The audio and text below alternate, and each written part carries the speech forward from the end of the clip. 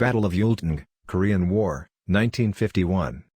The Korean War started when the North Korean Army, backed by Communist China and Soviet Union, crossed the 38th parallel that separates the North and South by force. As a direct response, the UN authorized to dispatch forces into Korea, including the 10th Battalion Combat Team from the Philippine Expeditionary Forces. And in September 19, 1951, the 10th Battalion was the first fighting group to arrive at Pusan shores.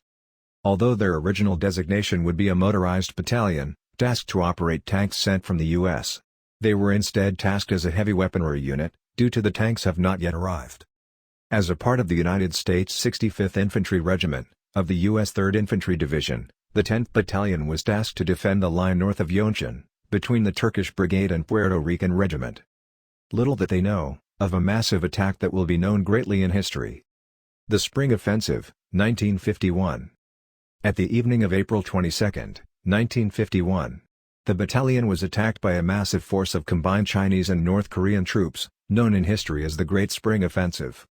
With the 10th Battalion only having 1,000-plus soldiers, defending the line against a force of 40,000-plus soldiers of the 44th Division from the People's Liberation Army.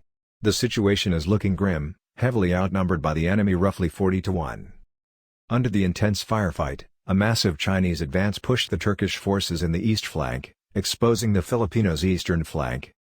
Under the command of Lieutenant Colonel Dionisio Ojeda, he immediately formed a defensive force, made up of cooks and clerks to patch up the eastern flank. Even without adequate proficiency, the makeshift force was able to defend and repel the massive advance. With the eastern flank defended, now the Puerto Rican line was pushed back by the Chinese advance, and has to retreat, leaving again the Filipinos vulnerable for flanking attacks. After both flanks are pushed, Major General Robert Soule, commander of the whole United States 3rd Infantry Division, ordered the battalion to fall back, but with bravery, the battalion refused to withdraw. The Chinese and North Korean forces took advantage of the situation, and pushed further to the 10th Battalion. But met by a fierce platoon, situated at a position overlooking Yultong, commanded by Lieutenant Jose Arteaga, they held the advance despite being massively outnumbered and heavily under fire.